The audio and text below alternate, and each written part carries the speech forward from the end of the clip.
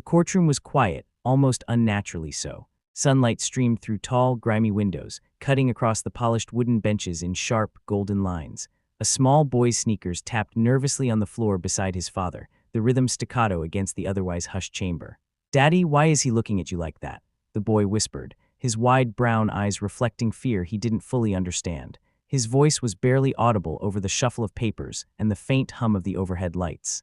The single dad, Marcus, took a deep breath, trying to mask the tension that twisted his stomach. He looked down at his son, gently brushing a stray curl from his forehead. "He doesn't know us yet, buddy.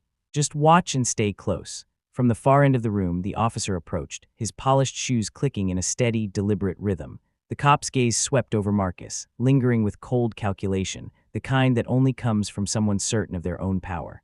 Around him, a few onlookers murmured, not in curiosity, but in quiet agreement, as if the entire courtroom already knew who belonged and who did not. Marcus's heart clenched.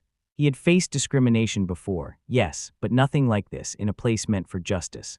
The whispers of authority, the subtle nods, the side-eye glances, all built into a silent wall separating him from fairness. His son tugged gently at his sleeve. "Daddy, what if he hurts you?" The innocence in the question pierced him more sharply than any insult ever could. Marcus smiled softly, a mixture of reassurance and defiance. "Then I'll just have to show him who we really are." The officer stopped in front of them. He didn't ask questions. He didn't care about facts. With a quick, unprovoked motion, he kicked Marcus's shoulder, hard enough to knock him back a step. Gasps filled the room, but the officer's smirk said he expected no consequences. Some judges froze, some jurors looked away. Silence reinforced the weight of injustice. From the back, a young child peer of Marcus's son, a girl he often played with at the park, looked on in horror, her small hands covering her mouth. "That's so mean," she whispered, trembling, eyes wide. A camera clicked somewhere near the back, a journalist's lens capturing the moment. And then, almost imperceptibly, a phone vibrated in the officer's pocket. Marcus's gaze flicked toward it, sensing the beginning of a turn no one in the room yet understood.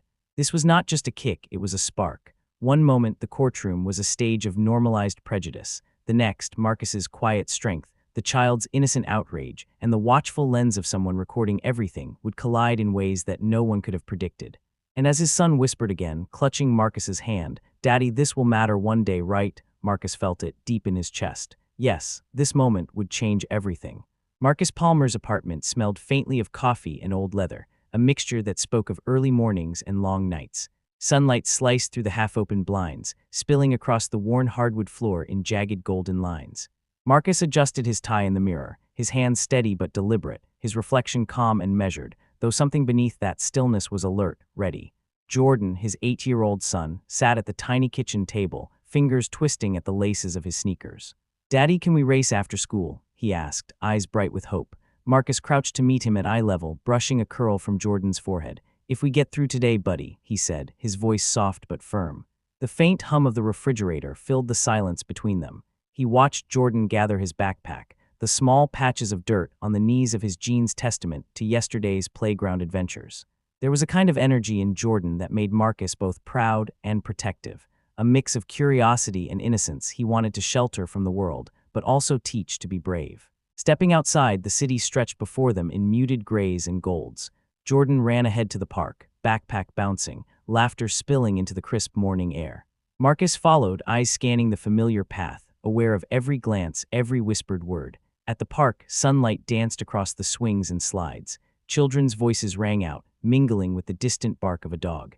Jordan ran toward Mia, his friend, who waved him over eagerly. "Hurry, don't let him beat you," she shouted, tiny feet pounding against the concrete. But as Jordan approached, a sharp glance met them from another parent. A woman in a crisp cardigan and tightly coiled hair frowned as she whispered something to her son. Marcus caught the words clearly. "Kids like yours shouldn't be here." Jordan froze mid-step, brow furrowed. Marcus's hand tightened on his son's wrist, guiding him gently to another swing. "It's okay, stay close, buddy," he murmured, low and controlled. Mia's eyes widened, hands clasped to her chest. "Why can't he play with us?" she asked, small and incredulous. Jordan didn't answer, gripping the swing's chains, leaning into his father's presence for reassurance. The tension in Marcus's shoulders was subtle, almost invisible, but Jordan noticed. A slight squeeze of the hand, a guiding nudge, a calm nod. These were all Marcus's ways of showing strength without a word. Later, walking past the manicured townhouses, another neighbor turned as they passed. Marcus caught a muttered remark. "Better keep him on a leash in our area." He didn't respond, keeping Jordan close. Jordan's eyes flicked toward him, seeking guidance. Marcus's small nod was enough. They reached the corner deli, the bell above the door jingling as they entered. The clerk hesitated, fingers hovering over the register, eyes flicking at Marcus and Jordan in a way that spoke volumes. Marcus offered a soft smile and selected their items quietly, nodding to Jordan to stay close. The boy's small lips pressed together, processing a world that often judged him before learning who he really was. Back at the apartment, Marcus placed a small polished compass on the kitchen shelf. It caught the morning light, glinting faintly. He had carried it since his days as a Navy SEAL, a symbol of direction, courage, and moral choices made in silence, choices that saved lives but were buried to protect others. His fingers lingered on the metal, tracing the edges, as if feeling the weight of past acts that had shaped him. Jordan reached out, eyes wide. "Daddy, is this magic?" Marcus smiled, brushing his hand across the smooth surface. "Only if you use it to do the right thing," he said. The apartment was alive with quiet sounds, the distant hum of traffic, the clatter of utensils from a neighbor's kitchen, the faint squeak of Jordan's sneakers against the floor as he shifted impatiently. Marcus's gaze lingered on his son, absorbing the small moments of connection that gave him purpose. A knock at the door interrupted the stillness. Marcus opened it to Mia, clutching a flyer with both hands, eyes bright with excitement. "Daddy, look, this says there's a community meeting about playground rules." Marcus took the flyer, nodding slowly. "Sometimes people make rules that aren't fair," he said, voice low. "But we can still do what's right." Jordan nodded, pressing his small lips together. "Like superheroes." Marcus crouched slightly to meet his son's gaze, fingers resting lightly on his shoulder. "Exactly like superheroes," he whispered. They sat together on the small couch, sunlight warming the worn fabric, and Marcus thought about the days he had spent in missions he never spoke of, choices that demanded courage he could never show publicly. Somewhere a past ally had witnessed those moments, and Marcus knew that someday the world would need to see that courage again, not for fame, but for justice.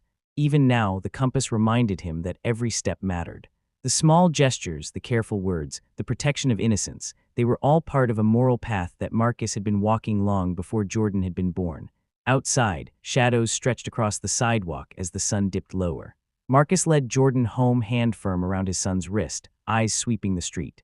Here, in this world that judged him for the color of his skin, Marcus felt the weight of what he carried, but he also felt the trust in his son's eyes, the shock in Mia's, and the glint of the compass.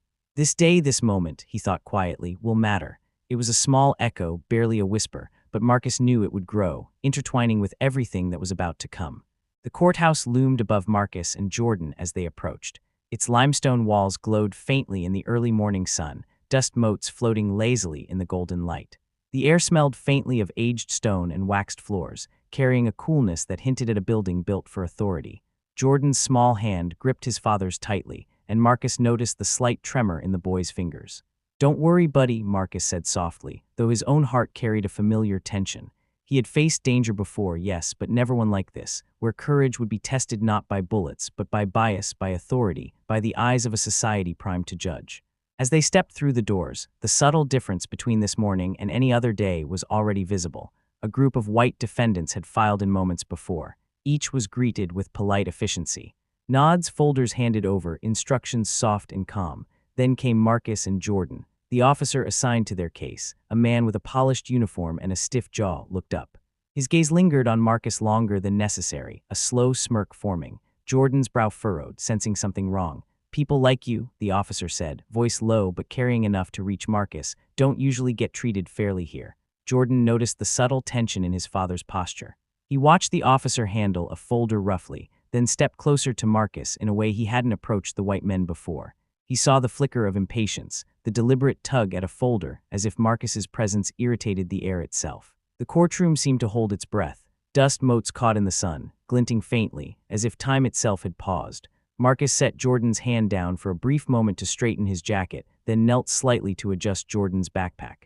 Every movement was measured, every action calm. The officer's hand shot out under the table, delivering a swift kick aimed at Marcus's leg. It was subtle enough to appear accidental to an untrained eye, but the intention was unmistakable. Jordan gasped softly, clutching his father's arm. Marcus didn't flinch. His jaw tightened just enough to register tension, his gaze forward, hands calm at his sides. Jordan's small voice broke the silence.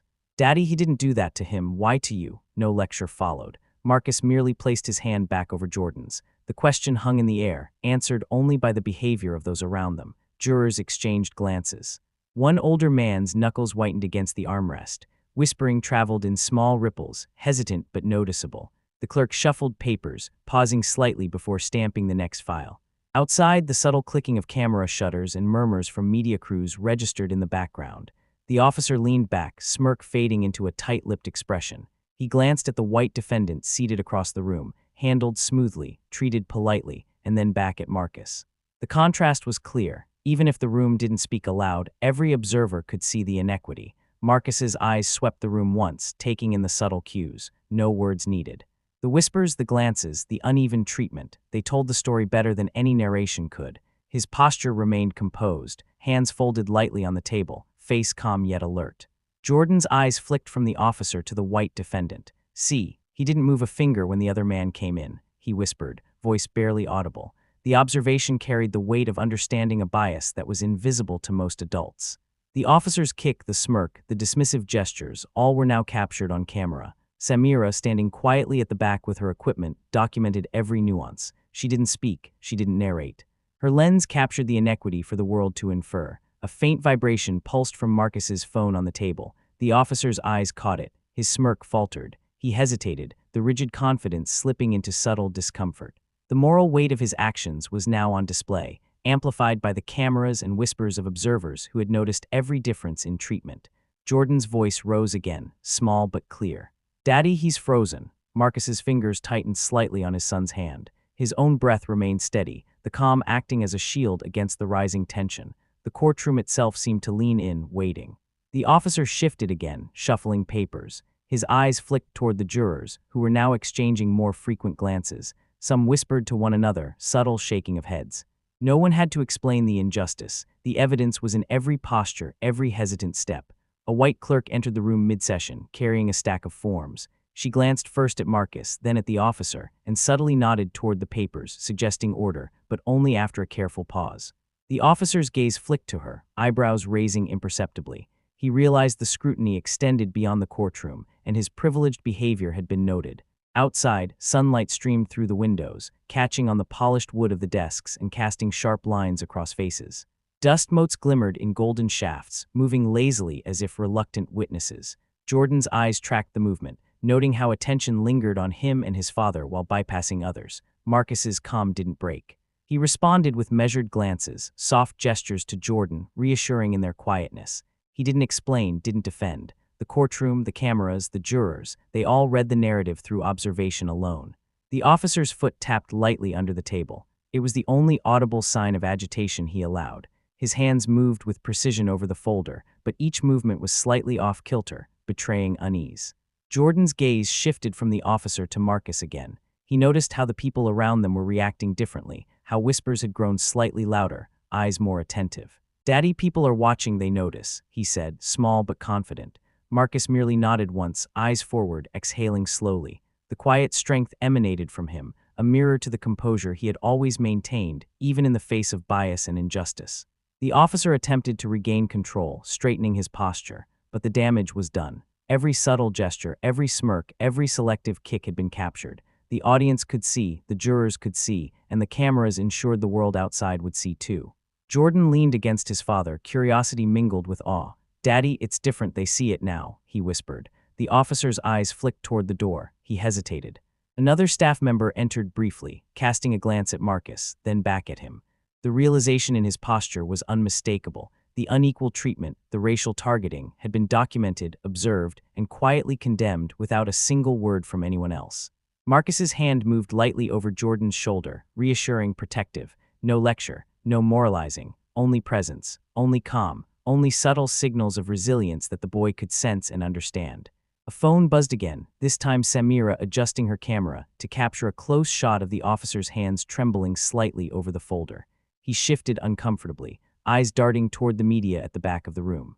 Every twitch, every hesitation was now evidence. Jordan's small face lit with recognition. "Daddy, the way he moves, he knows he did wrong," he said softly. Marcus only nodded once. Actions spoke louder than any explanation. And in that quiet nod, Jordan absorbed the moral lesson naturally. He understood without being told that courage, integrity, and calm composure could expose injustice more powerfully than shouting ever could. The officer leaned back again, head slightly bowed. His rigid confidence had melted into a subtle, visible hesitation. The courtroom's energy shifted imperceptibly. No applause, no shouts, only the quiet ripple of acknowledgement that the balance had begun to correct itself. Marcus's eyes scanned the room once more. Dust motes glimmered in the light. Jurors exchanged fleeting glances. A single clerk paused mid-motion to observe Marcus, then returned to her work with a softer hand. Samira's camera captured it all: movements, subtle reactions, silent accountability. Jordan whispered one final time, leaning close, "Daddy, it's all different now, isn't it?" Marcus's fingers brushed his son's hair, steady, gentle. He said nothing. The message was already clear. Actions had been seen. Bias had been exposed. Justice, quiet but undeniable, had begun to ripple outward. The officer's foot tapped again, quicker now, under the table. His hands fumbled slightly. Eyes darting, no one needed to tell him that the selective treatment had been recorded, observed, judged, not by lecture, but by simple, undeniable exposure. Marcus took a deep, controlled breath. Jordan squeezed his hand lightly, small but firm. No words were needed. The calm, the focus, the moral courage, they spoke louder than anything he could say. Outside, the sun continued its path across the courthouse steps. Light fell on polished shoes, skirts, coats, and the occasional camera lens. Every observer could infer the story unfolding. A man singled out, a child witnessing, an officer exposed, and the quiet force of moral courage standing unwavering. By the time the judge called for a short recess, murmurs had spread through the courtroom. Not loud, not dramatic, but noticeable. Selective treatment had been seen, bias had been recorded, and the moral ripple, subtle but potent, had begun. Jordan tugged gently at Marcus's sleeve. "Daddy, people are noticing." Marcus's eyes softened, a faint smile brushing his lips. He leaned slightly, brushing Jordan's hair back. No lecture, no explanation. Just calm presence, proof that standing with integrity had its own power. The officer looked down at his hands once more. The phone vibration, the camera, the subtle nods and glances, the uneven treatment he thought invisible now lay bare. He didn't speak, he didn't move. He simply existed in the weight of his own actions, race-specific, undeniable, and morally exposed. Marcus exhaled slowly. Jordan's hand remained in his. The courtroom, the observers, the cameras, the subtle shifts in attention, they had all told the story. Racism had been shown, injustice had been witnessed, and quiet courage had prevailed. The courthouse had emptied, leaving faint echoes in the polished stone halls. Sunlight fell across the steps outside, long shadows stretching toward the street as if pointing at a subtle change in the world. Marcus Palmer held Jordan's small hand. The boy's fingers curled lightly around the compass on his backpack strap. The compass had become more than a keepsake. It was their silent witness, marking moments of moral weight in ways words never could. As they stepped onto the street, a subtle tension accompanied them. Across the road, a clerk at the corner cafe paused mid-transaction, glancing up at Marcus. His hand lingered over the register, fingers hesitating before passing a cup. The eyes flickered from Marcus's Navy SEAL insignia to his face and back to the cup. It wasn't fear, it was recognition. Recognition of the viral footage, the officer's smirk, the selective hostility captured for the world to see.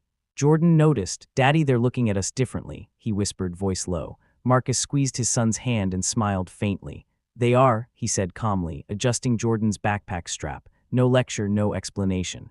Jordan understood that some lessons came not from words but from quiet presence. The school day brought more subtle reminders. In the playground, a cluster of children who had once mocked Jordan paused mid-laugh as he approached. Their whispers were low, hesitant, but their eyes followed him. One classmate, hiding behind a backpack, murmured to another, "Didn't think someone like him could." Jordan's gaze met theirs, steady, calm. He didn't speak, didn't justify himself. He simply walked with measured steps, reflecting the quiet composure he had learned from his father. Inside the school, teachers treated him with a cautious respect, their eyes softening when his work or behavior caught attention. Marcus had noticed subtle differences too, an approving nod here, a slight hesitation there, acknowledgement without overt praise. The ripple of the viral footage, the selective injustice, was shaping behavior in ways no single voice could command. At home, the apartment felt both familiar and changed. The golden afternoon light slanted through the blinds, painting stripes across the kitchen floor. Marcus prepared a snack while Jordan quietly worked on homework at the table. Fingers tapped lightly against pencils and paper, a rhythm as steady as the compass resting on the nightstand. Jordan's voice broke the silence. "Daddy, the officer, he didn't move like before," he said, eyes wide as he spoke. Marcus nodded, adjusting the boy's chair. "Notice the difference," he said softly. He didn't elaborate. The lesson was in observation, in reflection, in the small shifts that words could never fully convey. Jordan absorbed it all, the tension, the hesitation, the change. The neighborhood, too, reflected subtle aftershocks. Mrs. Carmichael, who lived across the hall, greeted them with her usual smile, but it faltered when Jordan held the door for another child. Her tone was hesitant, words slightly clipped. "Oh, hello," she said, eyes flicking past Marcus to Jordan. The microaggression, faint but visible, carried unspoken acknowledgement. She had seen, she had noticed, and she was adjusting her behavior accordingly. Jordan whispered, "Daddy, she's unsure about us now." Marcus gave a soft nod, silent affirmation. No lecture, no over-explanation, just recognition that change was slowly taking hold.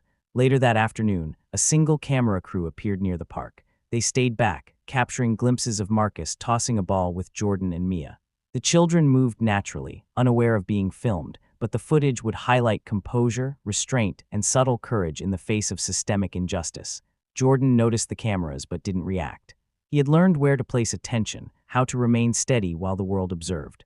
The following day, the clerk at the grocery store exhibited another subtle shift. He hesitated while scanning Marcus's items, glanced at the uniform pinned to his jacket, then back at Marcus's face.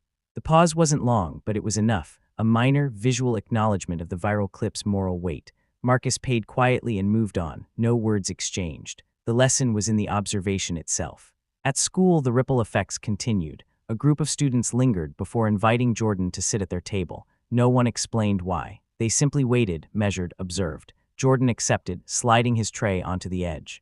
Across the room, Mia gave a faint smile of approval. Jordan returned it, calm, confident, silent. His actions spoke volumes. Even in the streets, the minor tremors of accountability persisted. Neighbors who had once dismissed him now offered brief nods or polite smiles. Small gestures, subtle shifts in posture, averted gazes, all hinted that the selective racial bias that had once been invisible was now visible, recognized, and under scrutiny. At home, evening light filtered through the blinds. Marcus and Jordan moved through routine as if nothing had changed, yet everything had shifted. Marcus adjusted Jordan's backpack one last time before the boy went to bed.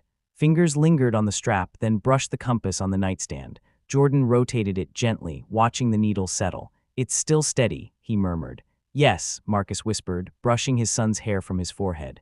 "Steady, just like us." No lecture, no dramatic moralizing. The lesson had been delivered through observation, through quiet resilience, through repeated microactions and integrity.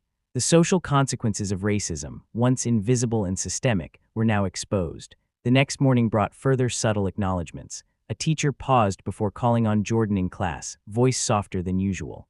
Classmates who had previously mocked him included him in conversation without prompting. Neighbors smiled politely in passing. Clerks no longer hesitated. The ripple was real, quiet, but undeniable. Jordan's awareness deepened. He noticed the micro-gestures, the small acknowledgments, the slight shifts in behavior. Each action, each hesitation, each subtle nod reinforced the lesson that injustice, when confronted calmly and visibly, could not remain hidden. Evenings became moments of reflection. The compass rested on the shelf, a symbol not of fear or triumph but of balance. Jordan adjusted it occasionally, hands light, eyes thoughtful.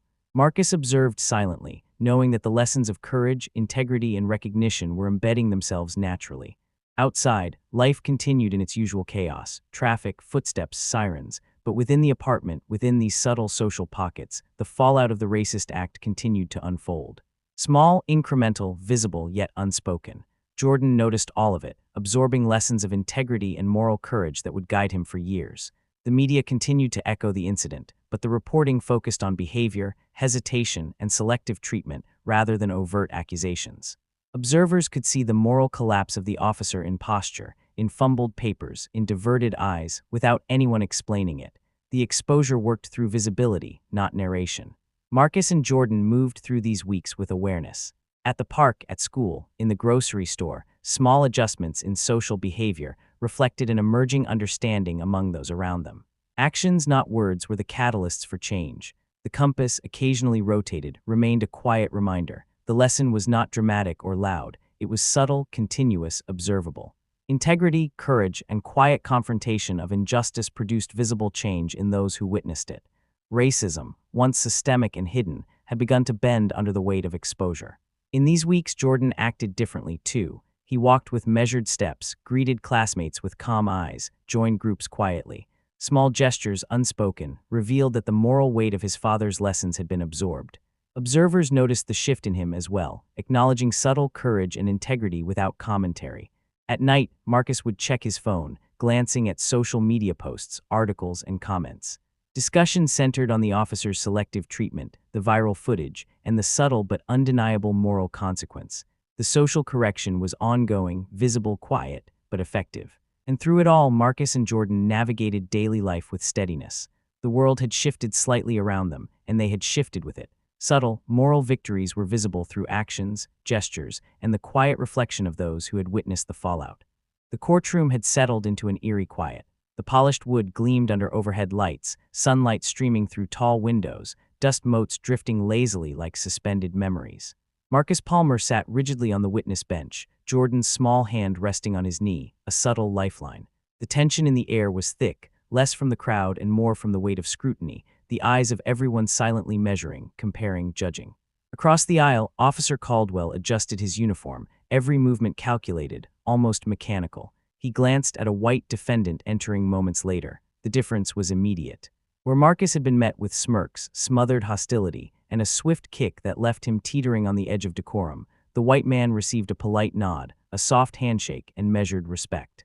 No smirk, no shoving, no glance that suggested he did not belong. Jordan noticed. His small brows knit together as he tugged lightly at his father's sleeve. "Daddy, why didn't he do that to him?" His voice was quiet, curious, a whisper against the stillness of the room. Marcus exhaled slowly, his chest steadying, eyes trained on the officer. "Watch carefully," he said, low enough for only Jordan to hear. The lesson was not in words, but in observation, the quiet, unwavering documentation of bias through action, tone, and choice. The officer's face, now betraying a fraction of uncertainty, shifted slightly as the trial proceeded. He adjusted his papers nervously when media cameras swiveled toward him, capturing every twitch, every glance. He smiled at the white defendant's testimony, leaned forward to nod affirmatively, but when Marcus began his own recounting, the posture hardened, jaw set, eyes narrowing. Every movement was a subtle broadcast of preferential treatment. A hush fell over the courtroom as the defense attorney addressed the jury. Marcus's voice remained calm, even measured, each word deliberate, precise, but without flourish. He described the sequence of events leading to the incident, his actions at the scene, the presence of his child, and the officer's conduct. He did not embellish. The truth, unadorned, carried the weight. Jordan's fingers tightened on his father's hand. He could feel the tension, the unease radiating from the officer, and the subtle difference in behavior compared to the other defendant. His small mind began to piece together the invisible lines that separated fairness from bias, inclusion from exclusion. Observation replaced explanation. Outside the courtroom, a team of journalists lingered, their cameras poised, capturing the sequence of events that would ripple through the city. The footage highlighted every contrast, every selective gesture. Marcus's restraint and composure were juxtaposed against the officer's uneven behavior. Subtle moments, almost imperceptible in real time, became glaring under the lens. The slight smirk that vanished when a white witness entered, the hesitation before addressing Marcus, the narrowed eyes, the involuntary shuffle of papers. One of the journalists whispered to another, barely audible. "Look at how differently he treats them. It's all in his posture." The camera caught it all, the body language, the selective respect, the calculated disdain. The viral clip would soon underscore the injustice with visual clarity, showing not just abuse of authority but racial bias in real time. Meanwhile, Marcus maintained his composure. He glanced at Jordan, who had been watching every detail with a quiet intensity that belied his age. "Do you see it, Jordan?" Marcus murmured. Jordan nodded, eyes wide, silent understanding passing between them. The child's observation carried the moral weight of the scene more vividly than any adult commentary could. The officer attempted to interrupt, a pointed question, tone sharpened, aimed to assert authority, to distract, but Marcus remained unflinching. Each answer he gave was measured, firm, and calm, revealing the truth without anger, without theatrics. His actions, placing his hands on the table, leaning slightly forward, maintaining eye contact, spoke of courage and moral clarity. Jordan mirrored his posture unconsciously, small hands gripping the compass in his pocket. Outside the court, the first social media posts began to circulate. Clips from the trial showed the officer's selective treatment, juxtaposed with Marcus's calm responses. Comments quickly picked up on the disparity. One tweet noted, "Notice the nods, the smirk gone when the white defendant speaks, pure bias exposed." Another post highlighted Jordan's quiet observation, the subtle gestures, the way the child noticed what many adults had ignored. Back inside, the tension escalated as a hidden ally stepped forward, a retired colleague of Marcus, someone who had witnessed his moral courage years ago during a covert operation. Samira, now a respected journalist, had kept the story close, waiting for the moment it could amplify truth and justice. She submitted a recorded testimony, her words concise, her tone factual, bridging past courage with present conduct without sensationalizing. The room absorbed it quietly. Marcus's past acts of bravery, once hidden, now mirrored his current restraint, showing the audience a throughline, a man whose moral compass was steady, whose courage did not require recognition, whose integrity commanded respect. But the focus remained firmly on the officer's actions and the racial inequity displayed. Jordan leaned closer to Marcus, whispering, "He didn't do that to the other man, Daddy, he barely even looked at him." His voice carried no accusation, only observation, pure and unfiltered. Marcus nodded silently, letting the moment register. The lesson was being absorbed without commentary, the child witnessing injustice, noting the disparity, feeling the weight of moral clarity. The jury murmured among themselves, glances exchanged, eyes flicking to the contrast between the calm, composed father and the visibly tense officer. Every whispered consultation, every hesitation, every shifted gaze amplified the story. The system, momentarily exposed, reflected a subtle but undeniable collapse, racial prejudice visible in posture, in tone, in microgestures. Outside, media coverage intensified. Local stations replayed the footage, not in slow motion, but in careful sequences that highlighted every bias, every inequitable interaction. Neighborhood conversations quietly mirrored the observations. A parent murmured to another, "Did you see how differently he treated them?" A clerk remarked to a colleague, "Something's wrong, the behavior isn't uniform." The ripple extended further, moral clarity reaching the broader audience, unspoken yet unmistakable. Inside, Marcus responded to questions without agitation.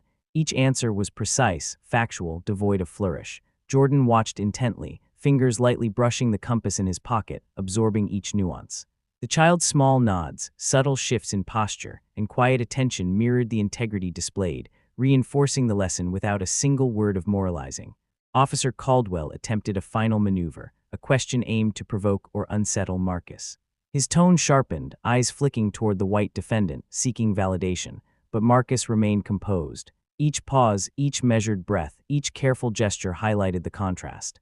Jordan's small eyes followed the motions, noticing the stark difference. The officer's behavior was inconsistent, selective, racially inflected. When the phone rang at the judge's bench, an unexpected call from Internal Affairs reviewing the officer's conduct, he froze. The camera captured every detail, the shift in posture, the subtle tightening of the jaw, the fleeting glance toward the jury. Marcus's calm presence contrasted sharply with the officer's visible unease.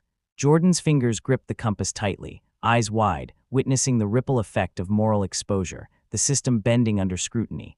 Outside the courtroom, the first whispers in the neighborhood carried weight. Parents discussed the incident, subtle verbal cues highlighting awareness of racial bias. One mother noted quietly to another, "I never realized it before, the difference is clear now." Another child in the playground repeated a phrase overheard from adults. People like him, not maliciously, but as a reflection of the perception that had been challenged, examined, exposed. Marcus, guiding Jordan through the courthouse doors, allowed silence to carry meaning. Every gesture, every step, every subtle interaction spoke more than words could. The child's observational learning completed the cycle. Injustice noticed, bias recorded, moral courage mirrored. Later that evening at home, Marcus placed the compass gently on the nightstand. Jordan's small hand lingered over it, spinning the needle softly. "It points the same way," he said.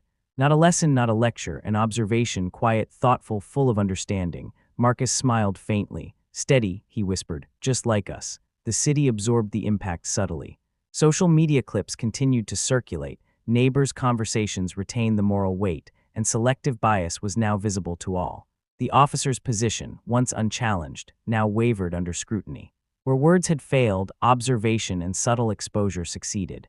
Racism, previously hidden in gestures and selective treatment, was now unmistakably exposed. Jordan's small gestures throughout the week mirrored understanding.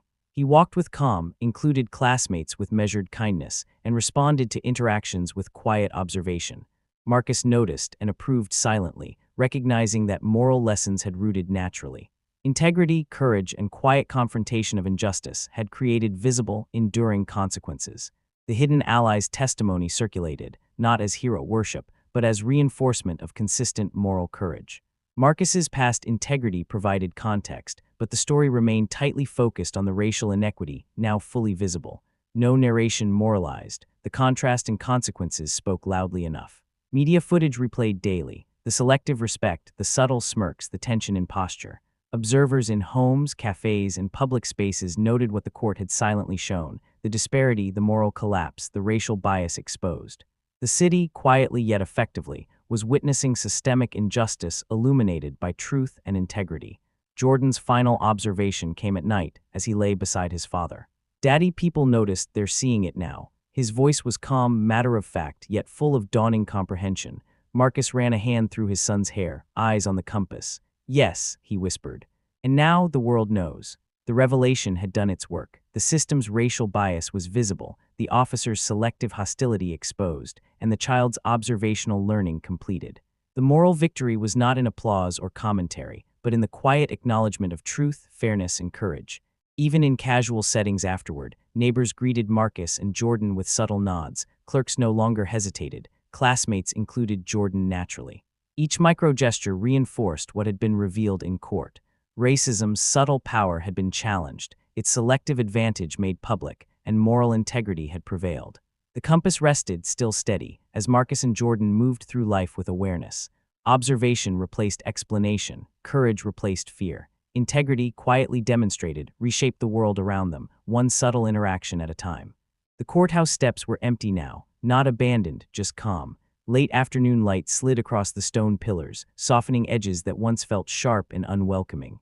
A maintenance worker wiped chalk dust from the steps where protest signs had leaned days earlier. The marks faded slowly, but not completely. Marcus stood across the street with Jordan, both of them watching. No cameras, no crowd. Just the building breathing again. Jordan shifted his backpack higher on his shoulders. It was the same one he'd worn to court, creased straps, frayed zipper. He didn't say anything, but his eyes lingered on the entrance, then moved to the flag above it, fluttering unevenly. A woman exited the courthouse alone. She paused, glanced back at the doors, then straightened her jacket and walked on. Her steps were lighter than before, almost uncertain but freer. Jordan noticed. "They're not rushing," he said quietly. Marcus nodded once. Across the street, a patrol car rolled by, slower than usual. The officer inside didn't look out the window. He kept both hands on the wheel, posture stiff, eyes forward. No siren, no swagger, just motion. At school the next morning, the hallways felt different, not louder, not kinder, just aware. Jordan walked beside Mia, their footsteps sinking without trying. A few kids looked up as they passed. One boy who had laughed at Jordan before gave a half-wave, awkward and unsure.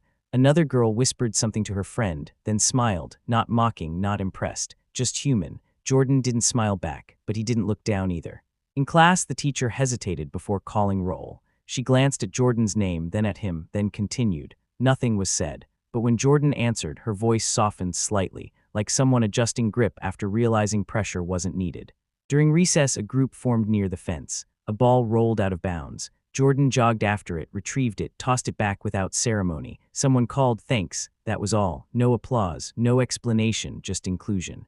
That evening, Marcus fixed the loose hinge on the kitchen cabinet while Jordan worked silently at the table.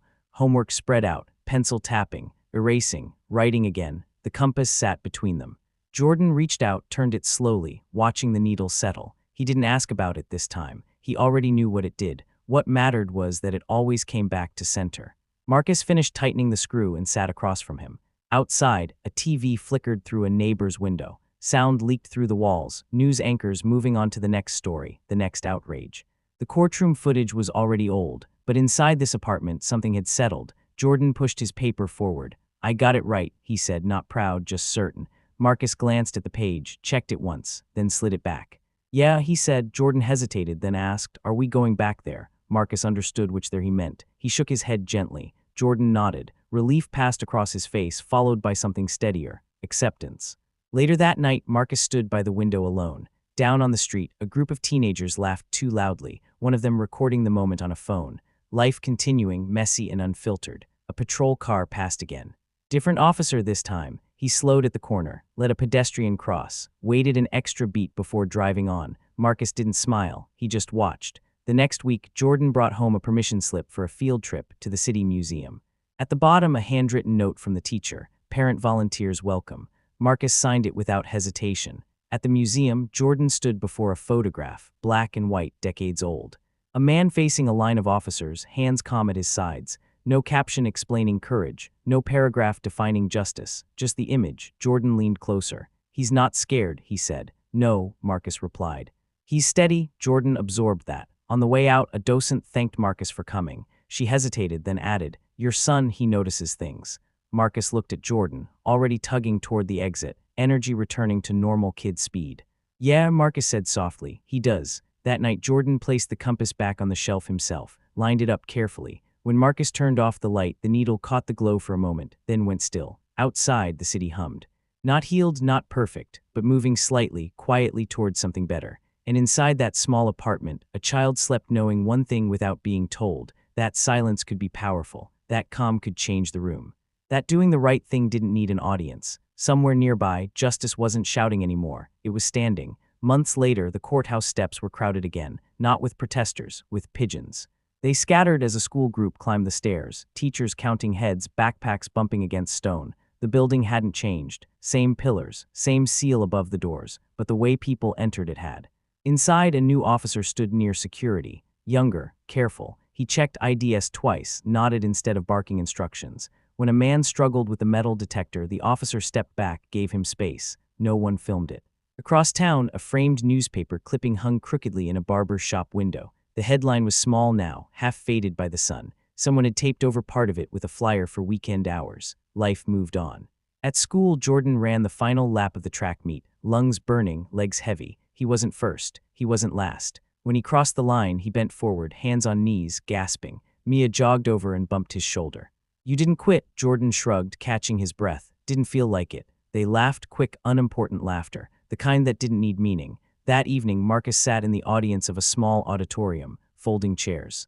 Uneven stage lights. Jordan stood with his class, holding a cardboard certificate, name misspelled. When his name was called, applause rippled, polite, scattered. Marcus clapped once, firm, enough. Jordan found him immediately afterward, certificate already creased. "Can we get pizza?" he asked. Marcus smiled. "Yeah." They passed a TV in the restaurant showing muted news. A different city, a different officer, a different courtroom.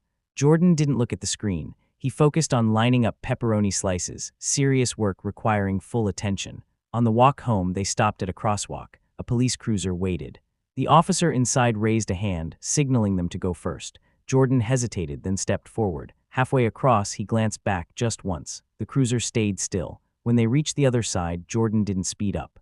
Didn't look relieved, he just kept walking. At home, the compass still sat on the shelf, unmoved. Jordan paused before bed and adjusted it slightly, straightening it without realizing why. The needle wobbled, then settled. Marcus watched from the doorway. Later, long after the apartment lights were off, sirens echoed somewhere far away, not close enough to matter, not close enough to fear. The city breathed. And in that breathing space, between noise and silence, between outrage and forgetting, something quiet endured. Not fame, not revenge, not applause, just a father who stayed calm, a child who learned where to stand. And a truth most people never notice until it's gone: true heroes live quietly among us.